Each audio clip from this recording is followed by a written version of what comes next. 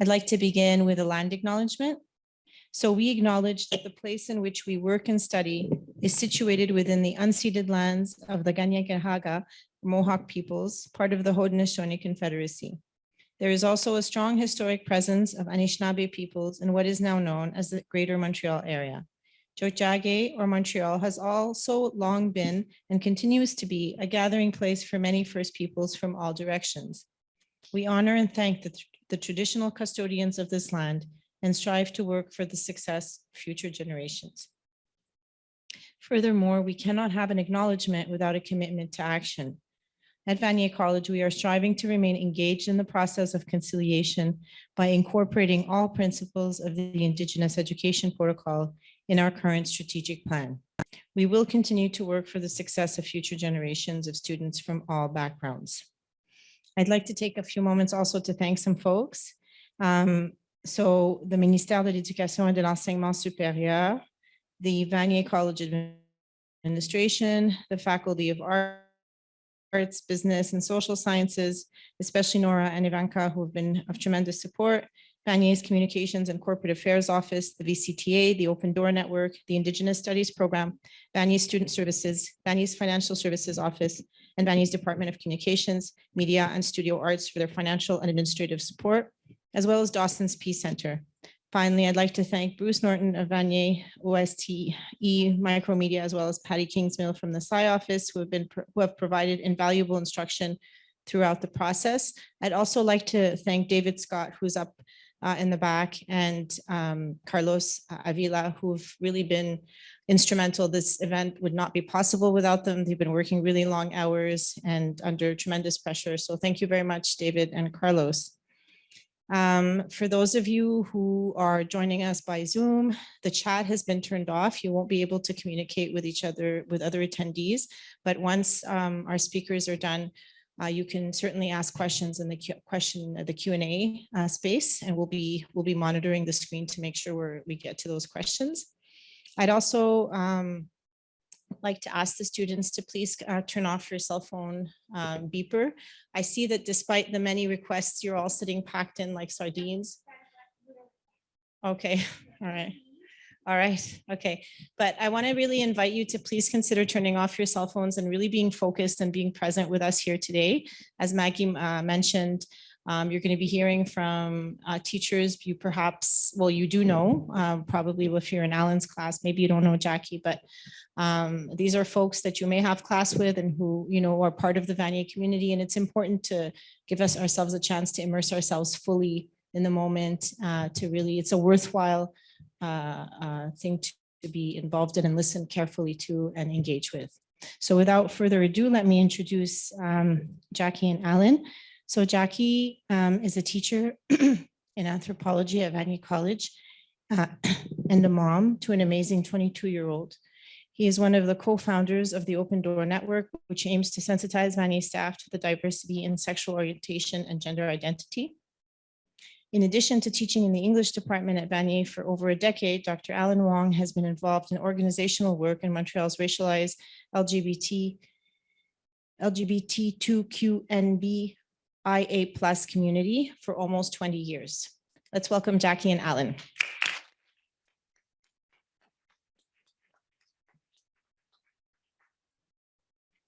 Wow, it's on like magic. So it's been agreed that I would start. So I'm Jacky, not Alan.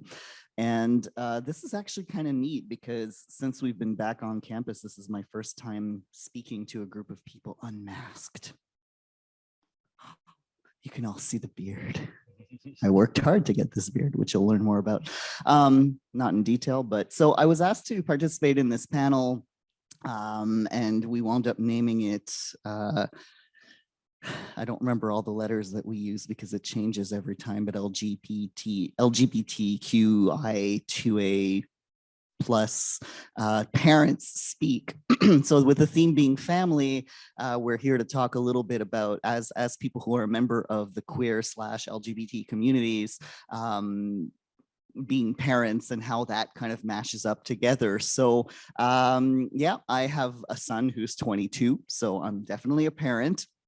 And, you know, I mean, anybody who is a parent, I mean, I don't know how many of you are parents in the room. There's a few. Okay. We tend to not have a lot, but occasionally there are students who are here and who are parents. So I don't want to assume anything. And we all, if we're parents, we know that there are challenges inherent to parenthood. And there are also challenges inherent to being queer or trans. And there are these really interesting intersections that happen. So I was 26 when my child was born, which, and this is not necessarily anything to do with being queer or trans or anything, but having a kid at 26 is interesting because depending on what subculture you're a part of, what community you're a part of, what social class you're in, that can be either old or young to have a kid. So I was living in the Eastern Townships at the time, and in small country towns, people still tend to have kids at a younger age. So if you're 26 and you don't have a kid, you're kind of weird. And then, moving back to the city, and then a couple of years later, getting a job here at Valle, where I'm kind of surrounded more by kind of, in general, more of a middle class, urban professional kind of crowd. Then 26 is young to have a kid, and people would tend to assume that my kid was an accident and stuff. You're such a young parent, blah, blah, blah. And then, in my late 30s, when my kid's getting older and I'm finding my freedom again, a bunch of my friends and colleagues decide to spawn. And it's like, oh. So that leads me to one of the things about queer parenting, that early on, when my child was young and I started, when I became a parent, I was already out to myself and pretty much the world as a bisexual person. And I became active in the local community, going to pride events, getting involved in activist groups, and, kind of joining the queer community in a sense. And one of the challenges that came with being a parent of a young child and also trying to exist in that community was, all the kind of difficulties. And I don't know if it's still like that, because I'm not really much involved in kind of that kind of community anymore, just because, I don't know, I got bored of it or something. But at the time, it was very much about bar culture, right? So often that's where people go to, and I don't think it's so much like that. I think with younger queer generations, there's other things happening. But at the time, that's where people would go to meet people. You go to bars, and when you have a kid, you can't always go to the bars and these exciting parties. So one of the challenges that I found with being a queer parent was that, well, I have a young kid at this age when I want to be out meeting people, and it doesn't always. So the people that I would meet were still in party mode a lot of the time and wouldn't necessarily want to hang out with me and my 8-year-old or whatever, right? So there was that. And also the assumptions. So again, I don't know what it's like now for folks of your generation, if you're kind of, part of the LGBT plus community and such. But then there's more gender fluidity now. But at the time, there was a lot of binaries in that community in terms of you were gay or straight. And that was it. Bisexual was just kind of like, you'd hear things like bi now, gay later, or just assumptions that you were just, going to pick one at some point. So the assumption was, if you were in what looked like a heterosexual relationship, you called yourself bisexual, but you have a kid and you're with, somebody of the opposite sex, whatever that means, it was really that accepted in the community. So having a kid was almost kind of, I don't want to say a liability, but just, it wasn't something that gave me a lot of credibility as somebody who is a part of the bisexual or gay community, right? So that was, I'm starting with the kind of challenges, and then I'll talk about more fun stuff, but I wanted to throw that out there in terms of, it might not be on the surface like, well, why would you talk about these two things together? Is that, well, there are things that are unique to that intersection. So that was definitely a thing. Then later on, when I was about 35 and my son was at that point,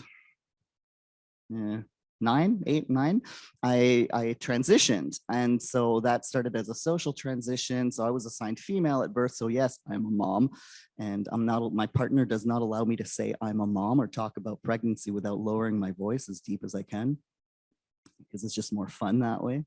So yes, I'm a mom. And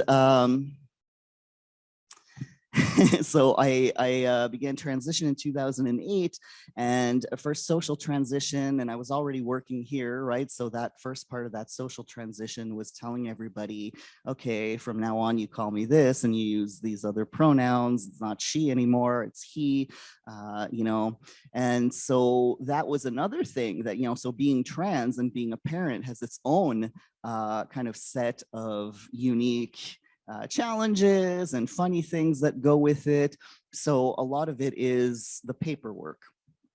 So being, you know, so parents in the room know that there's a lot of annoying paperwork to do with, you have a kid, you know, they go to school, you have to fill out, you get papers home every night or every other night that you have to fill out for a trip or this or that. And the way these forms are often set up is that they make assumptions about gender and sexuality, right? Because they're still using this model of the heterosexual nuclear family. And people who are in relationships that don't look that, even heck, even you're just your typical single parent, you know, doesn't fit that model. And so, you know, just things like that, that these little irritants. So already being a parent there's a lot of bureaucracy attached to it. And then being trans, going through transition, there's a lot of bureaucracy attached to that as well. So you wind up, sometimes there are papers where like, you don't fit in any of their boxes.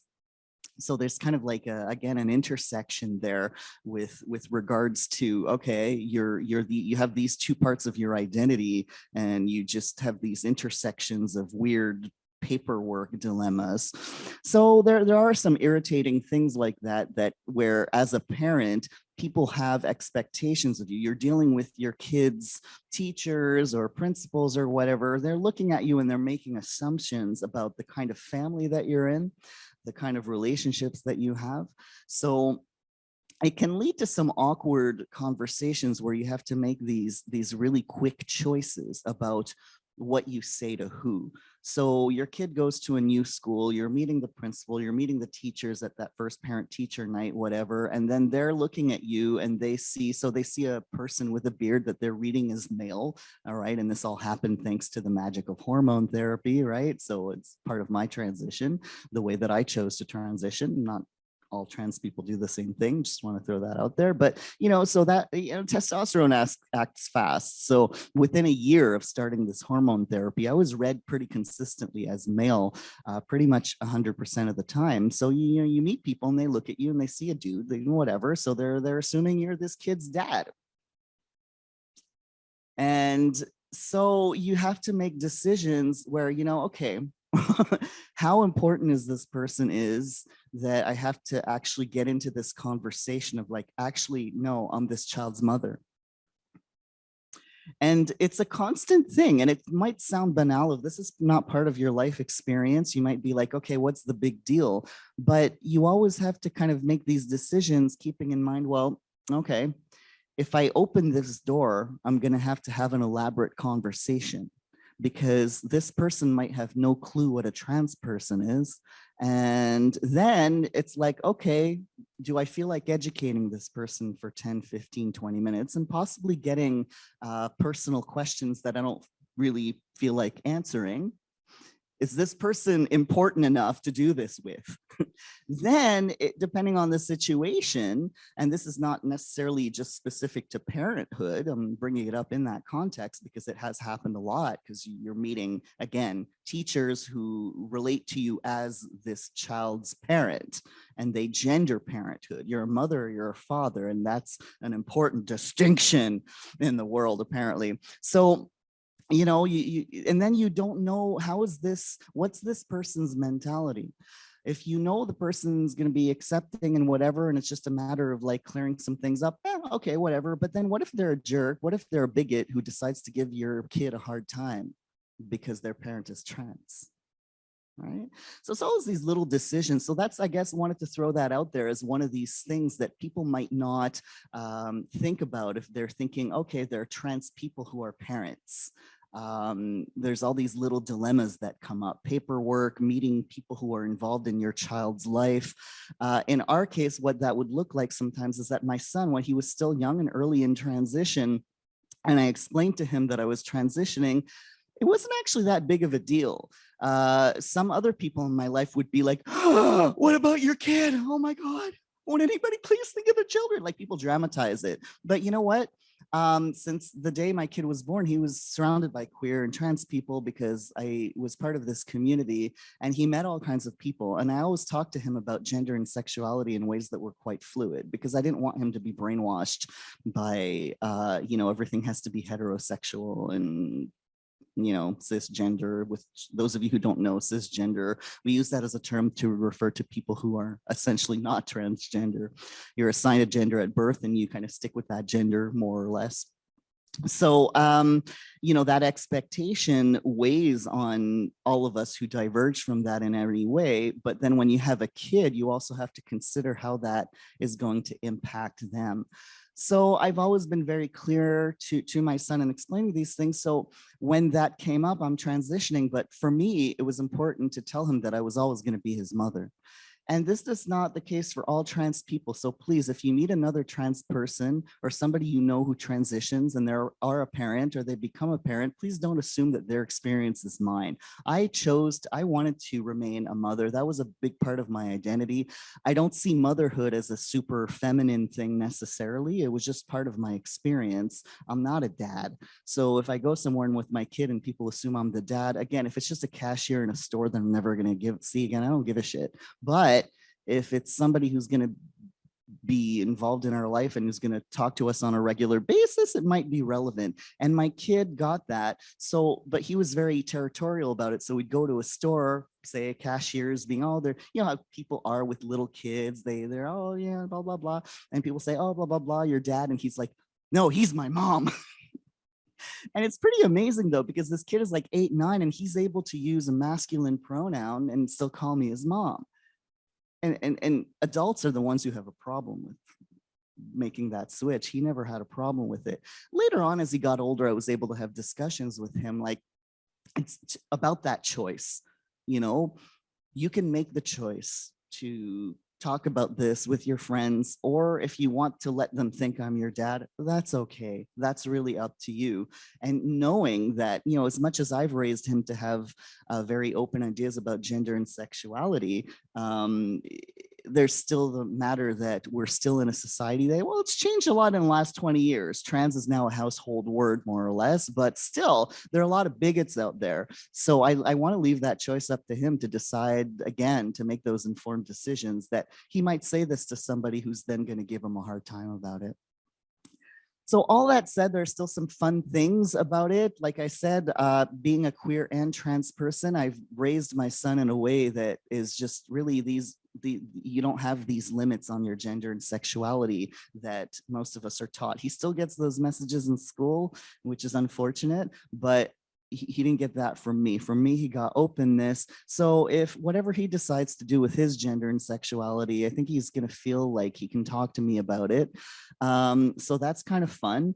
And what's really fun for me is messing with people's minds. To be honest, I find that really fun. So yeah, those times where I'm just, I'm going to mess with people's minds and like, no, actually I'm the mom. And then you see the wheels turning and like, their brains just shut down. And I'm like, I find those things fun, but I'm a little bit, mischievous that way. And I don't think that being queer or trans, these are not bad things. They're gifts. Everybody has gifts. We're all different, and it's pretty cool. So, and I also think being a parent, it's challenging, and I'm not sure if I knew what I was getting into that I would have made that choice. I didn't have anybody around me who had kids, so I didn't know what I was getting myself into. So when people know me and they know what they're getting themselves into, and they still do it, I'm like, what? But Look at me. I'm teasing you. I like to tease Yeah. people. So there are positive things about all of this, and I think they outweigh the negative things. The negative things I pointed out are more just to help people be aware, because you might be working in situations. Some of you might go into education, healthcare, whatever. And when you're dealing with people in front of you, you can't make assumptions based on what they look like. You see a kid with somebody that looks, like a dude. Well, you might, you have the reflex to say, okay, that's your dad. But if the kid or somebody says, actually, no, that's the mom, or vice versa, or whatever other thing, instead of just having your brain shut down, just you can be open to this and just take it like, oh, okay, well, what pronoun should I use for you? Or just take it in stride. You're going to help people who are already dealing with very stressful situations. They're in healthcare. You're a nurse. You're doing triage. This person is dealing with something, or this parent had to come to the school because there's an issue with their kid. They're already stressed. You don't want to add to their stress by just kind of like having a meltdown because you can't handle a little gender diversity, but yeah, I mean, it's really positive to me to have identities that to some people would seem to come into conflict. You're a guy and you're a mother. And actually, I don't 100% identify with guyhood either, and more in the middle. Some people like the term non-binary. I like androgynous, androgen. But to have that, to have that creativity that goes into busting open these categories of parenthood and saying, okay, to be a mother doesn't require this identity. This feminine identity. To be a father doesn't require a masculine identity necessarily. Why are we stuck with those boxes? So I guess the last thing is just one thing that I try to, that comes up sometimes as a challenge, and I'm going to come back to a challenge that I forgot, is that sometimes when I'm having conversations with people and that I don't want to derail things, I have to, again, think about what I disclose. So one example, and this has happened a couple of times in the past few years, where I'm with a group of, say, colleagues or whatever, and say some of them are mothers, and they're all cisgender women, they're mothers, and they're talking about their experience of motherhood and pregnancy and all this stuff. And I'm like, if they don't know me and they don't know that I'm trans, I'm like, if I say something right now, they're going to think I'm joking, or they're going to ask me a bunch of questions. And the conversation is not going to be about them sharing these really intimate things anymore. It's going to be about me and my transition. If they already know me, sometimes this might happen with colleagues here at Valle. Is there people who are moms and they're talking about motherhood and all this kind of stuff? They might forget because, after a while you just forget because it's just not a big deal after, like, I don't know, how long has it been now? 12 years. And then if it's the similar thing, if I bring it up, they might not need all the education because they've known me for a while, but it's still like makes it about me. So there are these, again, I guess the overarching message here is that when you're a parent and you're trans, you always, well, not just parent and trans, I think this goes for a lot of things, but this specific intersection, because parenthood is such a common topic among colleagues, because a lot of people choose to become parents. And then you wind up in situations where, well, what do I say? What do I don't say? So self-censorship, or just having to think before you speak, which can be a healthy habit, but sometimes it gets really tedious. And I wish that I'm working for your generation to not be in a society where you have to have those hangups and you have to question yourselves. You could just be who you are openly and not have these, this need to educate all the time. So I'm going to shut up, and then Alan is going to talk about his stuff, and then there'll be a question period after. So I'll take questions then. Thank you.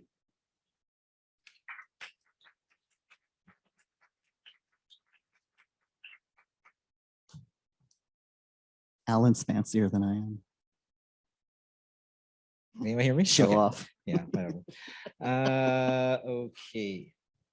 I was actually one of those people who, because Jacky and I have known each other for a while, and I was one of those people at a conference. You were with your son, and I said something in reference to Jacky as dad, and he said, he's my mom, and I went, oh. Okay, and then I was like, I was putting my place. Okay, so my son's good at that. All right, so I'm a more recent parent, and I was asked to kind of talk about that because I'm a very prolific Facebook poster, and so my child is on Facebook quite a bit. I'm sure I'm probably going to hear back from him in 5 or 6 years about how he doesn't want to be on Facebook anymore. Anyway, so this is how I became Dada. So it begins with this email I received from my friend Kathy on February 16th, 2017. My friend Kathy is, at that time, I mean, we weren't like, super close friends, but we had known each other for over a decade, and we had gone to each other's parties and that sort of thing. So we were kind of, socially hanging out with each other, but we weren't like best friends or anything. But then I get this email from her, and I don't know if you can read it, but I'll just read out, a bit of it. Hey, Alan, how are you doing? I have a really crazy question to ask you, and I hope you can take the time to digest this question and answer it honestly.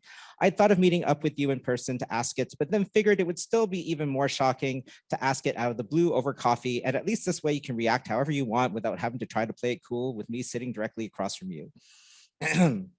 Have you ever thought about having children? I asked because I would really like to have a child and have decided to go ahead and have one, if possible, without her partner, as he is really not ready to have kids. Kathy is polyamorous queer, just so you know. We are no longer going to live with each other, and I'm going to strike out on my own. I've been thinking about who amongst my friends and acquaintances I would like to ask to help me out, and you are really the top of my list. A smiley face. I hope you take that as a compliment and not as a creepy statement. You are kind, generous, and socially engaged, and generally all around great human being. If you were interested, we could meet up to talk about it more. Your involvement could be whatever you would like it to be, anywhere from anonymous sperm donation to an active role in parenting the child. Anyways, hope you didn't choke on your dinner reading this email. And who knows, maybe you get these kind of emails all the time from your female friends. Take care, Alan, and have a lovely evening, Kathy. Okay, so that's the email I got.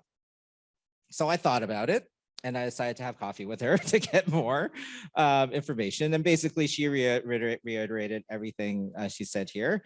And so I said I needed to think about it. Now, this isn't actually the first time someone has asked for my junk. I'd actually been asked even 2 months earlier than that at a party, not to be the primary donor, but to be a backup, because the person that they had asked was finding himself in Asia, and they think that he was finding himself so well that he might stay there. So they thought they might need a backup, and so they asked me, and I said yes, because I didn't think it would ever happen, and it didn't. And I've been asked like 1 or 2 other times throughout my lifetime, but it was always kind of like, I wouldn't be involved, and it just felt kind of weird if it just sort of giving my stuff away. So but this was like different, because this was asking me not only for this donation, but also possibly being involved in some way.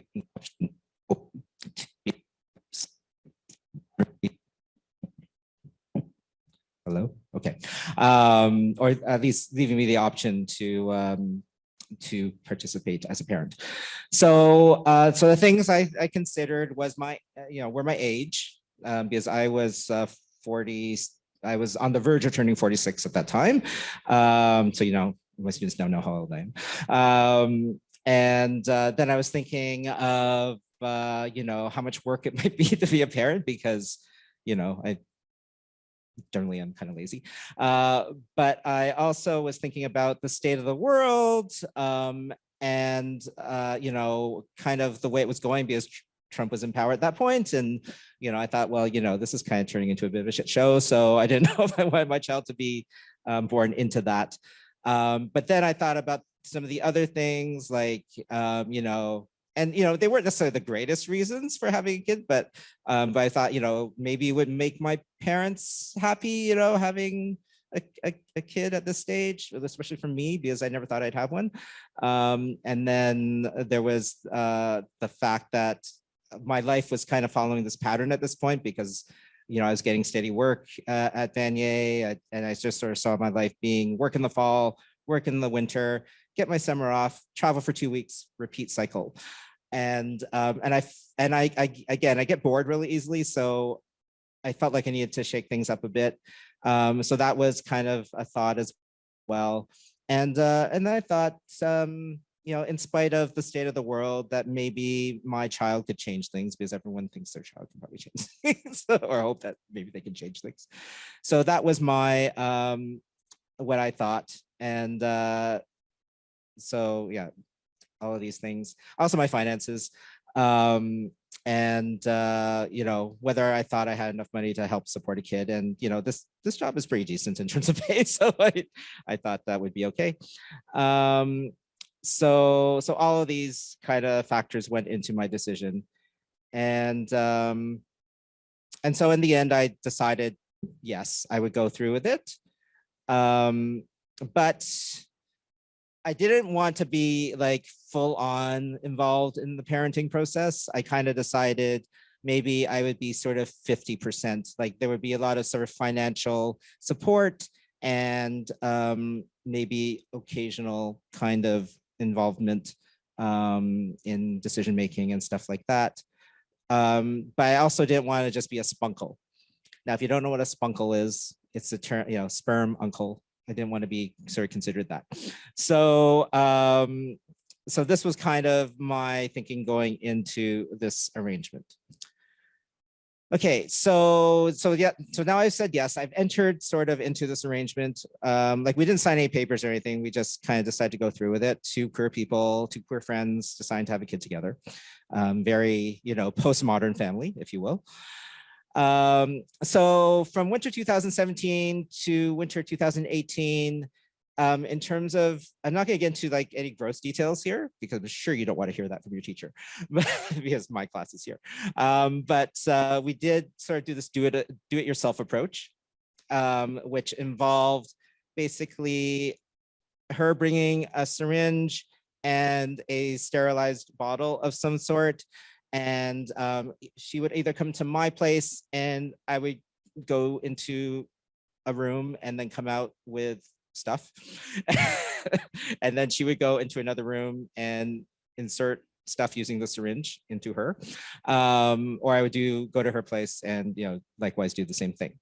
So that was kind of what we did for about a year. So I think we tried maybe 8 or 9 times doing it that way, and nothing succeeded.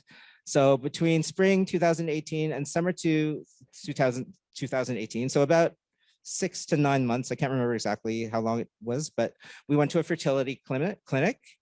And first of all, we kind of, you know, got tested. Her eggs were tested to see if they were viable. My sperm was tested to see if they were viable. They were very slow, but they were still moving. So so that was a plus. I did not have dead sperm. And then we, you know, once we realized, you know, both of us had viable, you know, ingredients to make a child, we then went into this process of artificial insemination. So basically they have this machine that kind of shoots the sperm in more deeply into the woman, if I can put it delicately. Well, not so delicately like that. Okay, so that was what we did. Something, okay, this is going to sound weird coming from, you know, a teacher, but because there's a room where the man goes in to supply, you know, what it is he needs to supply. And there's visual material there to help with that situation. And except the materials that were there to help with that situation were all oriented towards straight men. And I am not a straight man. So I had to bring my own material to this clinic in order to help myself towards the end goal of being in that room. So, which was that, obviously. If you don't know what that is, I mean, you really need to take a health science class. So, all right. So we tried that 3 or 4 times. I think it was $200, if I'm not mistaken, for doing all those treatments. And we decided, or Kathy decided, because, you know, she was the one who was going to carry the baby, that in autumn 2018 decided that we would try in vitro fertilization. So that was, I think, early October or something like that of 2018. So with in vitro fertilization, if you're not familiar, I think most people are, but basically they take the eggs from the potential mother, and they take the sperm from the potential father, and they basically put the sperm into the eggs. They make the contact in a petri dish kind of situation. Now, IVF treatments are, or at least back then, I don't know what it is now, but back then they're covered by the Quebec government, but you have to pay upfront first, and each treatment is $7,000. So it's pretty expensive. You are allowed 2 of those, and Kathy's mother covered, offered to cover the treatment. Kathy said that even though she could technically go through 2 treatments, she decided if it didn't work this time with this first treatment, then she figured it wasn't meant to be, and she was just gonna quit her job, quit Montreal, and go traveling and try and figure out something else. So so that was our situation at that point. So basically, it was a last chance kind of thing. Okay, so that kind of shows you visually the cycle of doing an IVF treatment. All right, and then in November 22nd, 2018, we discovered that it was successful. So that is, these are ultrasound pictures of our child at the very, obviously very early stages. Now, basically what happened with the IVF was 6 eggs were fertilized, 2 were implanted, 1 disappeared. And I always joke to Kathy that one may resurface later on, and she will have a kid at the, 2 years later, just out of the blue. But she didn't appreciate that joke. The one that was left, the one that stayed implanted, is our son. Okay. So while she was pregnant with our child, I decided, well, I was kind of agonizing over whether to tell my parents or not, actually, because I came out to my parents in 1995 when I was like 24, and it didn't go very well. I'm the only son of 5 kids. I have 4 older sisters, and my father is very Confucian in his thinking, and my mother is just concerned about her reputation. So, but in Confucian sort of thinking, everything is about the family, and everything is very traditional in the sense that, you have to have a male and female parent. They have to be married with each other, to each other. So the family structure and everything goes through the male child.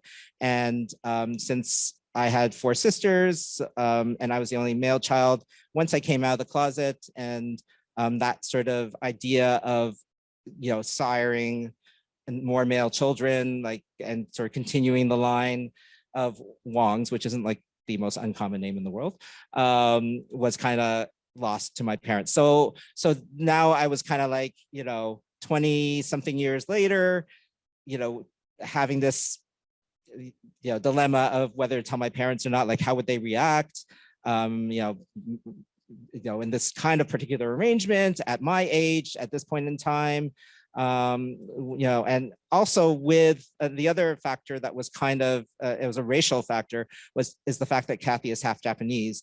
And my parents, when I was a child, had always expressed to me how much they hated the Japanese because of World War II, because my parents had to flee China to Hong Kong because the Japanese were there. And so, that was another element that sort of made me kind of a little, I guess nervous about telling them. So these are my parents. That's me in 1971. I cut it off there because my cousins are below, and I would have to ask permission. They probably say no.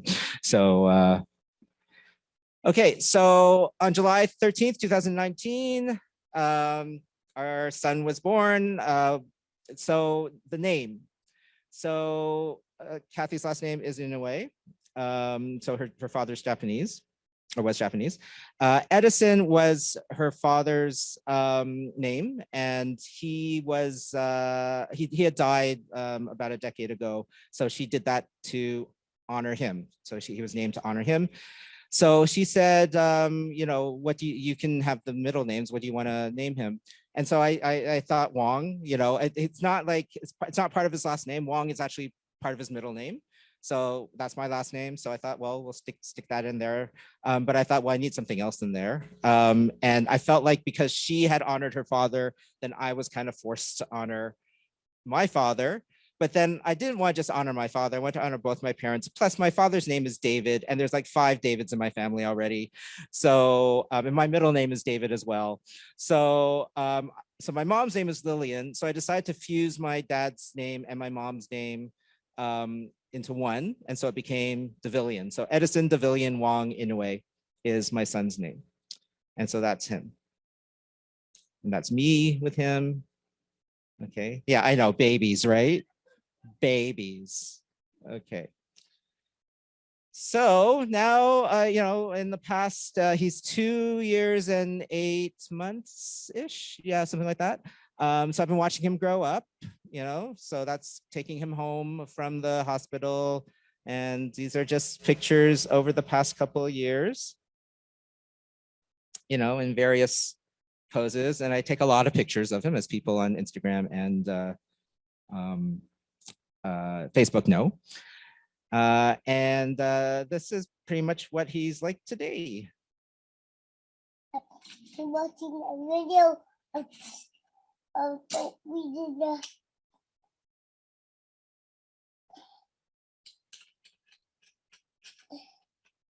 See, it's a pickup truck. it's gonna go in the it's going on the mama's shoulders. Push, baby.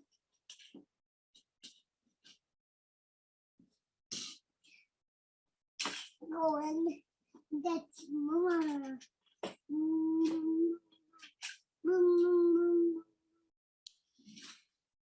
I'm gonna go with the tomorrow. Tomorrow. Bye-bye. Bye-bye, baby. I'm gonna ride a metro. Stop, let go. Stop, let go.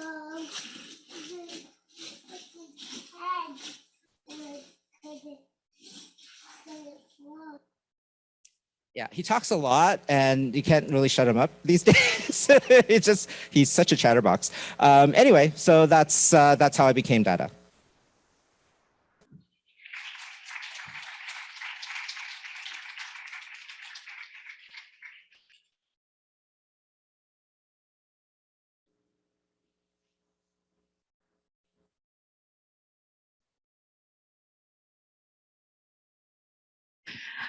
Thank you so much, Alan, Jackie, for sharing your journeys with us.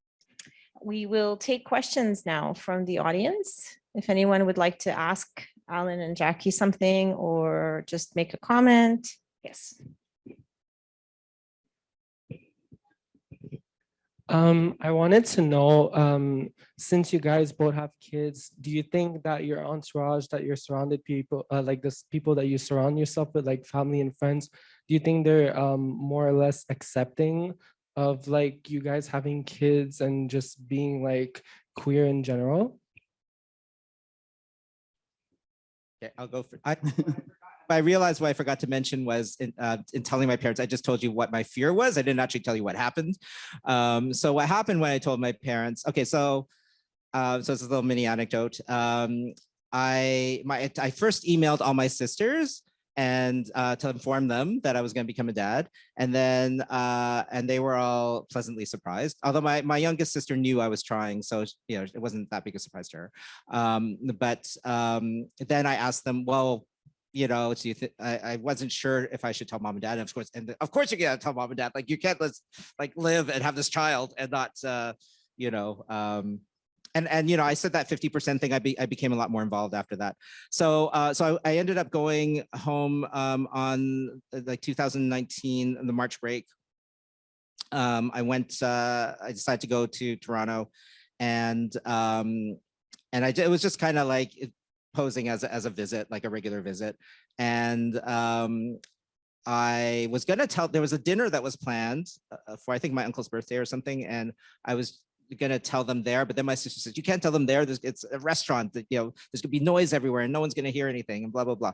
So so my sister said, you should tell them like at lunch, you know, in their condo, and they live in the seniors residence, before that supper. So and my oldest sister decided she was going to come along for that lunch. So we're eating like, you know, noodles, very slurpy, sloppy noodles that my mom made.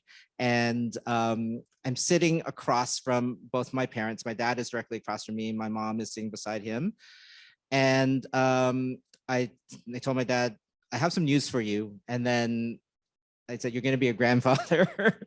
And then my dad kind of stopped eating and just kind of didn't look directly at me, just kind of went, huh. And then went, oh, that's great. That's great news.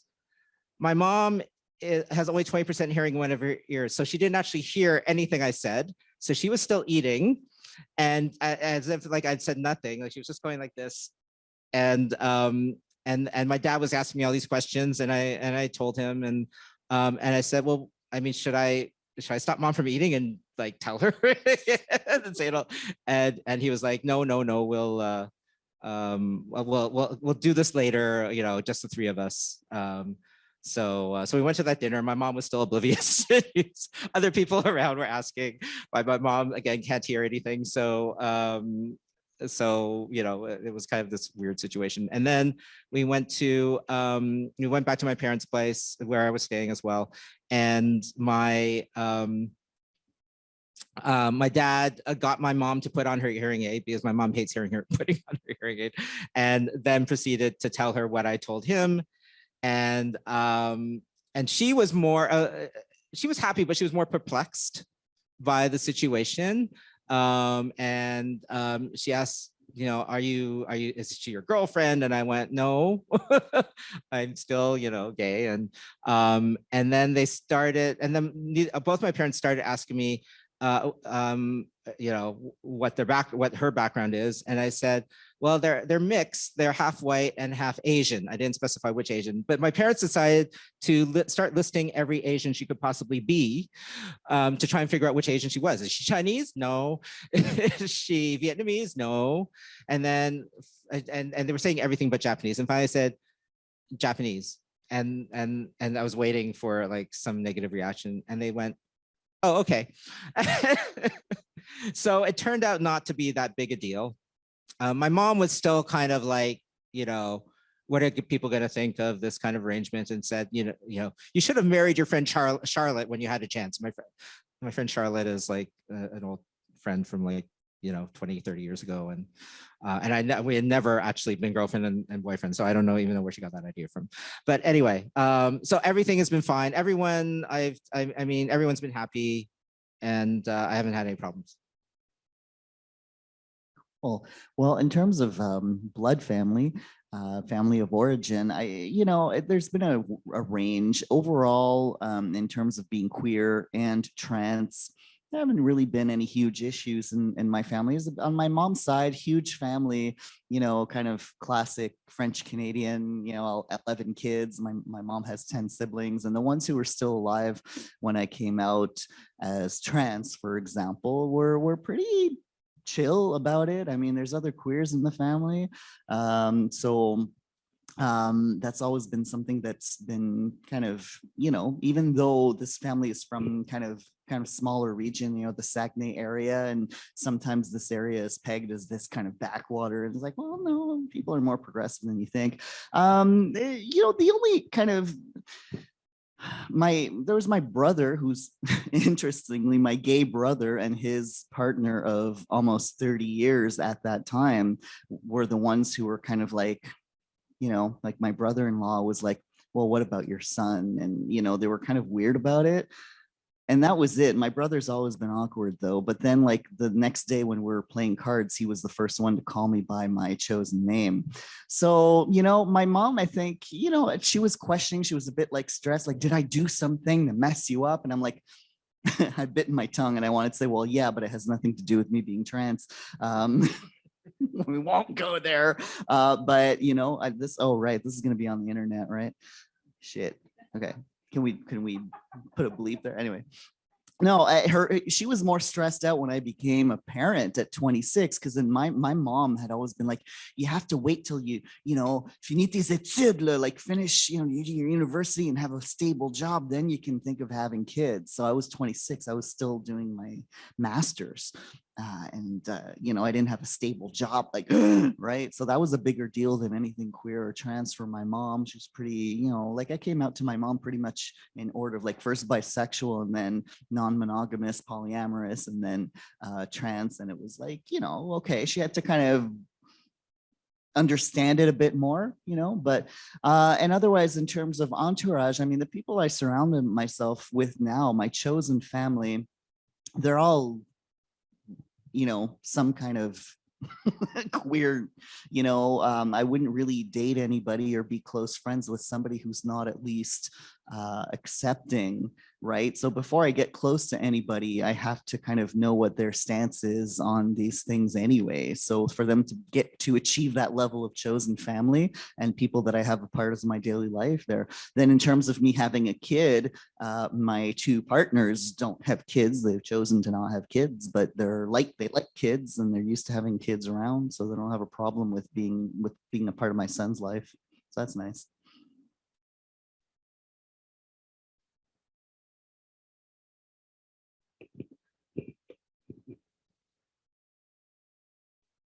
It's not possible you don't have questions. You must have questions. Sorry, what? T'as peur de? Mais je pense que si c'est posé respectueusement, ça devrait être correct. We reserve the right to not answer a question if we don't want to. So you can always ask. Okay. So my question is words for Kathy, Jacky, sorry. Jacky. Kathy's not here. She was on the PowerPoint. It's just when you gave birth to your son, did it feel weird in the hospital? Were you already transitioning or?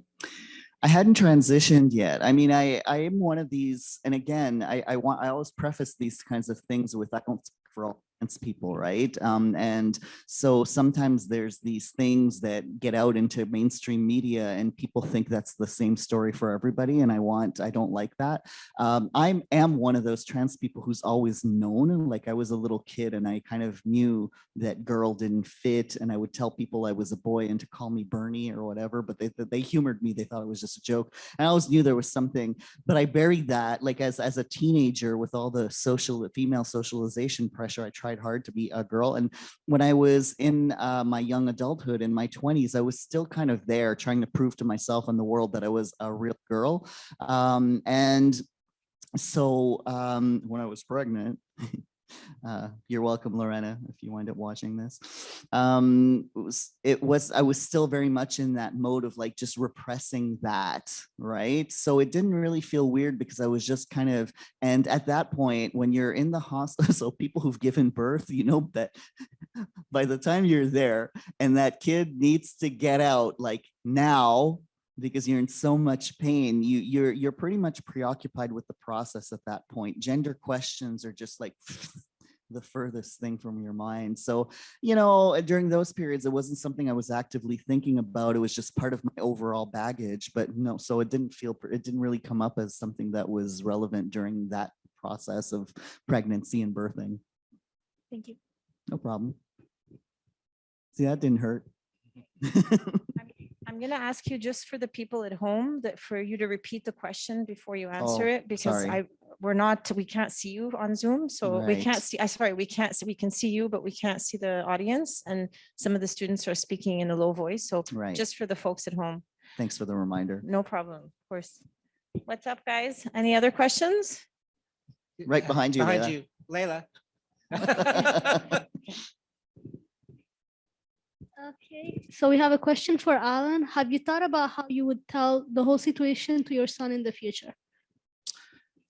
I'm thinking of writing a book. Alan, can you repeat the question? Oh, sorry. So the question is how I would if I would tell my son about everything later on. I mean, even if I didn't write a book, because I'm always planning on writing a book. I've been saying that for like 30 years or 40 years about different things. Yeah, I mean, if he asks, of course I'll tell him. I mean, maybe he doesn't want to hear, but I mean, I don't think there's anything odd about.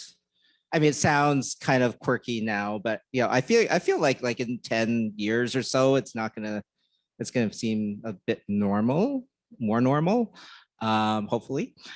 So yeah, I would tell him either in book form or, well, I think telling him in book form would be kind of probably not a great way to tell him. So I was like, read this. No, I would tell him, like, you know, before I tell him to read the book. So You have a PowerPoint. yeah, I have a PowerPoint. I'll tell him. Sit down, pull the screen down. Okay, I've got my clicker. So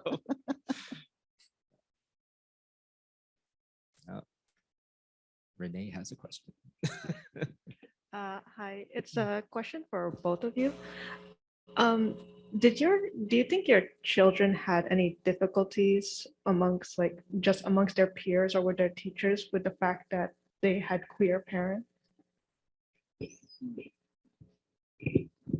Well, I can go ahead and start with that one. You know, Can you repeat the question? oh yeah, so you just reminded us and I'm already forgetting. So the question has to do with whether our kids are having or have had difficulties at school because they have parents who are queer. Is that, yeah. So well, my son's 22 now, and so he, you know, he doesn't really talk to me much about what happens at school. He's a kind of person who compartmentalizes things. So if I ask him about his day, he's just like, yeah, it was fine. He doesn't like to really, so, and it was that was the case in high school as well. So he wasn't really telling me a lot of stuff. So sometimes would kind of ask, but so I'm not sure. I think that unfortunately what would happen, so my son would refer to, you know, his mom, and then if people would see me taking him to school, they'd be like, wait, what? And unfortunately, I think again, because again, like right now, again, like I mentioned before, trans is a household word. I don't meet a lot of people who don't know what a transgender person is, at least vaguely. But back like 10, 12 years ago, it was still kind of, for a lot of people, it was like something they never even heard of. So people's first assumption when he would call me mom or mommy wasn't that I was trans, is that he was stupid. And already my son is autistic, and I'm autistic too. And we tend to spend our lives with people assuming we're stupid. So that's something that just really burns me. So you had adults sometimes just kind of making assumptions about his mental capacities. So that's why I got into the habit every time he had a new teacher of sending a letter and explaining everything so that hopefully they could deal with those kids. You know, I was counting on their benevolence to, when kids would say something, that they would intervene, because my son doesn't tell me. Now that he's older, I think that he probably just doesn't really talk about me much at all. So I think and he's learned, I've given him tools of how to talk about it and choices to make. So, but yeah, in all likelihood, he was probably given a hard time sometimes. My kid's in daycare, so he's only he's two, again, he's not even 3 yet. So and you know, I mean, I'm sure the parents in the room can relate. You know, when you go, you don't spend much time in daycare as a parent. You're just kind of you're trying to get your kid there, and then you're trying to get him out or them out, mm-hmm. And you're trying to do it in such a way that you're not getting in other parents' ways. And so there's barely time to even talk to some of the daycare workers. Sometimes they'll pass on information or whatever. I've never had any problems interacting with the daycare workers, except maybe on a language level, because he goes to a French daycare and I'm Anglophone, obviously. This morning, for example, I mean, like yesterday I took his socks off and I had noticed that his mother had painted his toenails. And I was like, oh, that's cute. That's really pretty, and blah, blah, blah. And then this morning when I dressed him, I decided to accessorize with his toenails by putting on this sparkly pink shirt that he has. And so and he loves that shirt. He thinks it's pretty. And that's not to say like necessarily that he thinks he's trans or anything. He's too young to think really anything at this point. But we're not afraid to you know, be sort of, I wouldn't say, not cross-gender, what's the word I want to look for? Just sort of, yeah, open, you know, gender neutral, I guess, in terms of the way we approach the way he dresses and that sort of thing, because, you know, no one really cares. The other kids don't care. They're, you know, they're into their own thing. They're all very self-absorbed at that age. So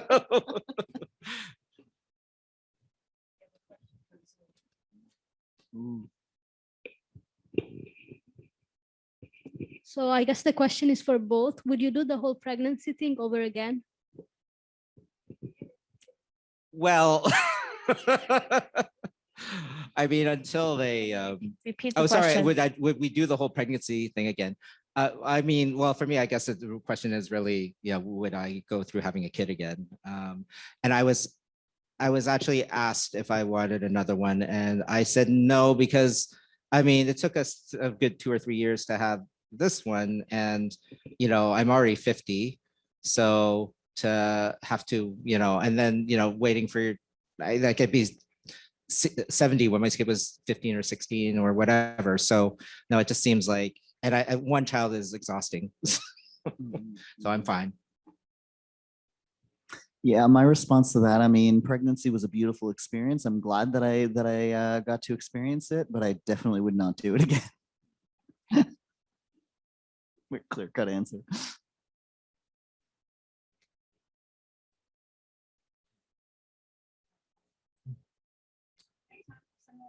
My students don't need to No, feel. there's one in the back. Oh, okay.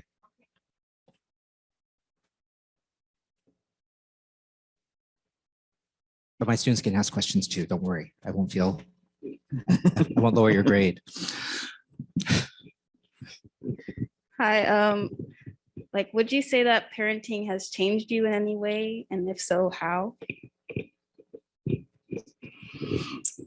Yeah, as parenting changed me, and how has it changed me? I mean, I think that it's inevitable. Like, I mean, I put it in the category of any other life-changing experience. It's a massive responsibility.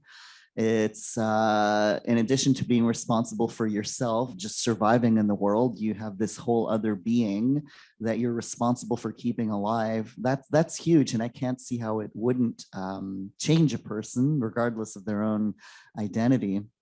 I think it does and it doesn't. It hasn't changed my basic core personality. I am who I am. Now I'm sounding like Popeye for those of you old enough to know who Popeye is, but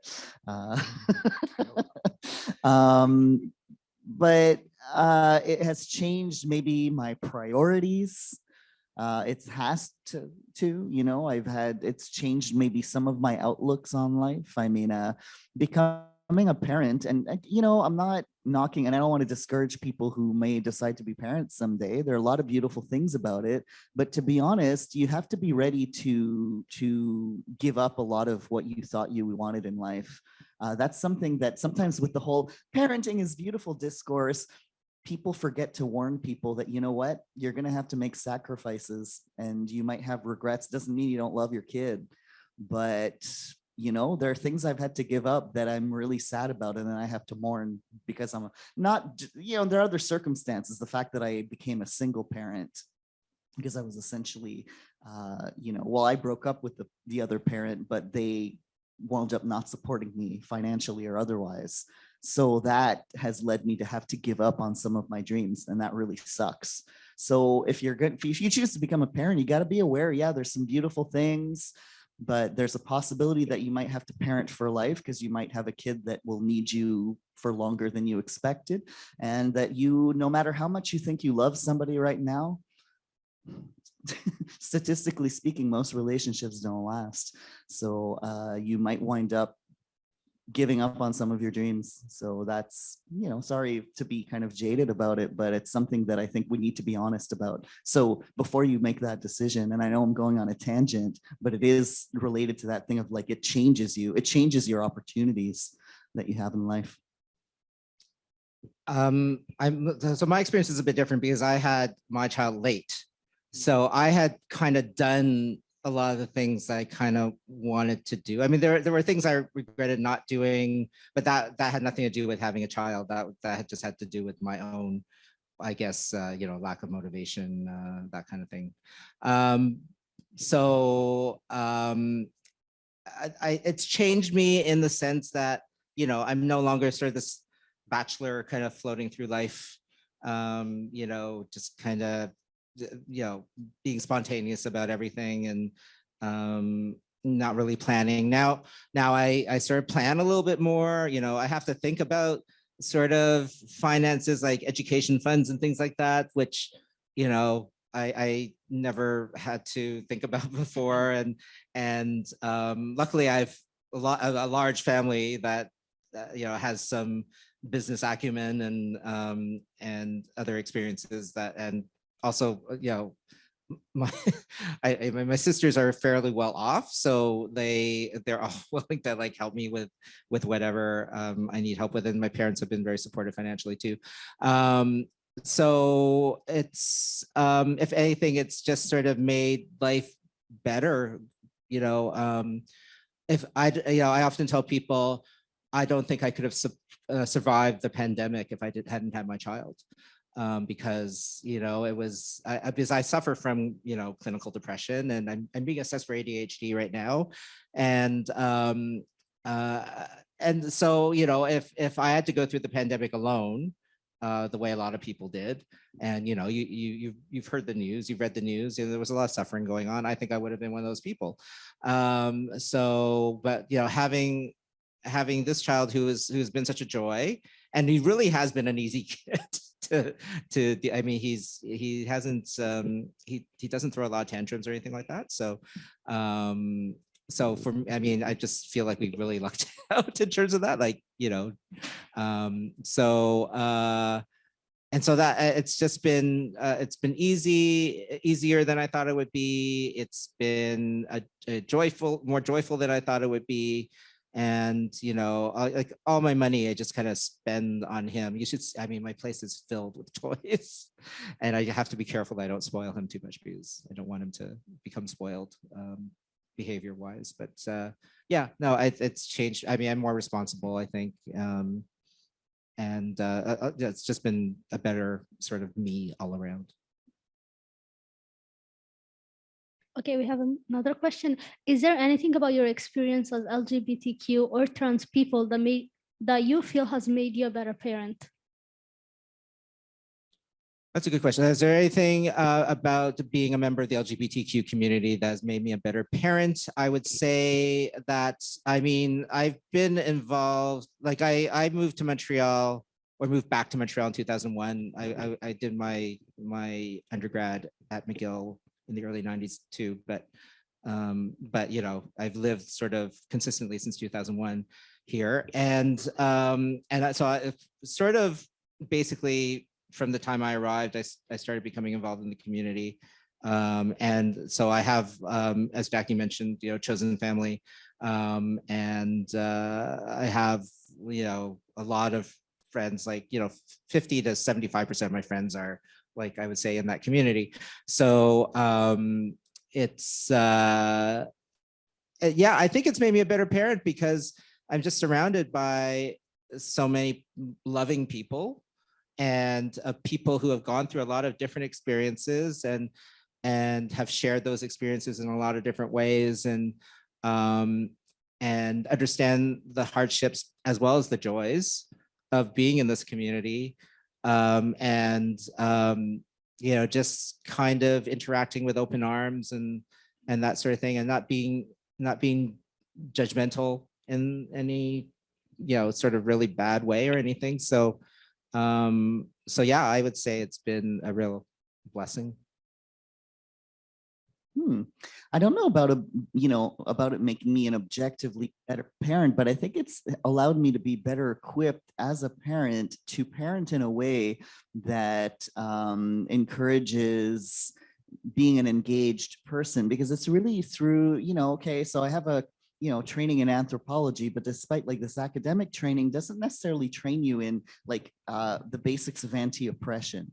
You can get a PhD in anthropology and still be a racist POS, for example. So in the queer community, because of a lot of the intersectional approach that a lot of groups in the LGBT queer community, people that I've met who really opened me up to thinking more, okay, this isn't just about combating things like homophobia and transphobia and sexism, but we're also talking about racism and colonialism and ableism and all these different intersecting forms of discrimination. And that's really something that I got out of queer activism. And I feel that it's kind of encouraged me as a parent to raise my kid in a way that we have these conversations, we take things, well, we're watching shows critically. So he never, some people might find that annoying, but if we watch a show, like I'll be pointing out some of the things that are being said and just to get him to question those messages that he's receiving, that I think like I was already a feminist before that. I think I would have like picked up on stuff because of, things I already had, but I really think that I got deeper into that form of thinking through queer activism in particular. So that's, I think, equipped me more in that sense of like bringing another human into the world who's going to be thinking critically about the world and hopefully working in an engaged way to having a less oppressive society.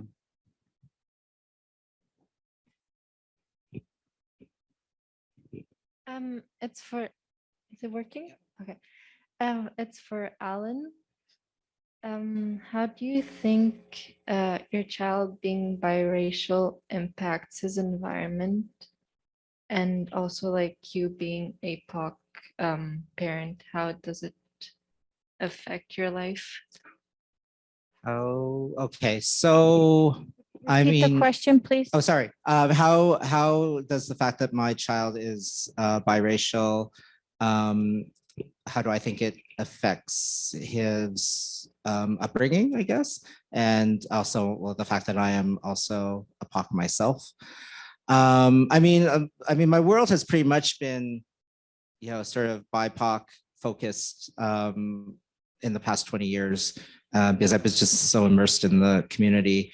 So I don't really know much outside of it, which and a lot of my friends have become parents and that sort of thing. So I feel like it can really only enrich my child's experience as he grows up.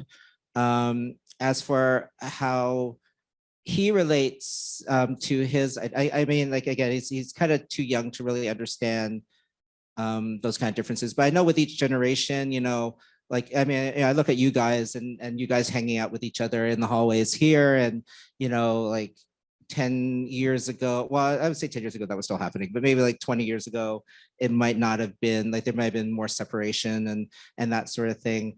And I can only imagine that my child, will kind of be even more, kind of grow up in an environment where there's even more sort of integration, and not that people will necessarily, not that he'll necessarily like not be cognizant of his, Asian, his 3/4 Asian identity.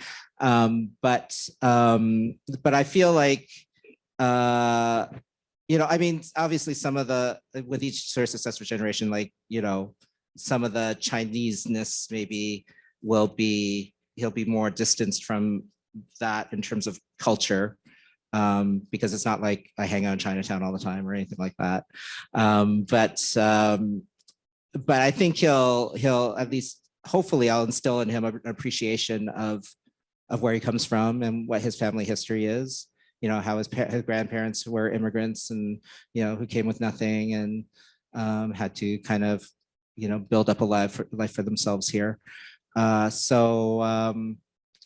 think having that can only be a plus for him because it just gives him sort of a lot more things to draw from in his life to sort of, make him a more unique person, I guess, maybe.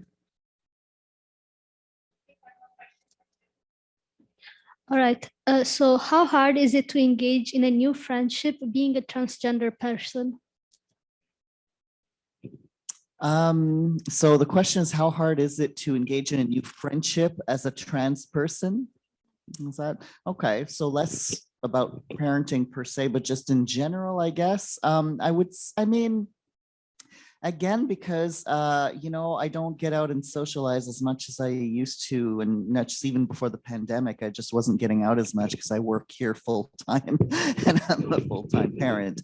But I don't, you know, again, I meet friends through existing friends. So generally they're all part of a network of people who, if they're not queer or trans themselves, they're in relationships with queer trans people. So it hasn't been challenging for me. And even people that I don't know, if I meet a new colleague or whatever, I tend to, I believe in the power of making things really banal. So just kind of really, it's not a big deal. It's not, when I meet somebody new, I'm not like, oh, hey, I'm Jacky and I'm autistic and I'm this and I'm that. It's just, I'm just Jacky. And then we get to know each other and I'll drop this as a piece of information among many others, like, hey, I'm right-handed, I like pizza. And if it's, it'll come up if it's relevant. And I make it so ordinary that people, if people are closed-minded, they're kind of confronted with this thing where this is just a thing, one of the things about me. So I haven't really faced any challenges because that's been my approach, and it's worked pretty well in terms of like really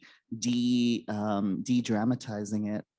And so if people feel uncomfortable with any aspect of who I am, generally they just stop coming around, and that's not my problem anymore. So. Okay, so it's a little bit past 4:45. So I think we're going to, if there are no more questions, I think we're going to close it up just a sec. I'd like to thank Jacky and Alan very warmly for the really rich discussion that we had today. Thank you so much.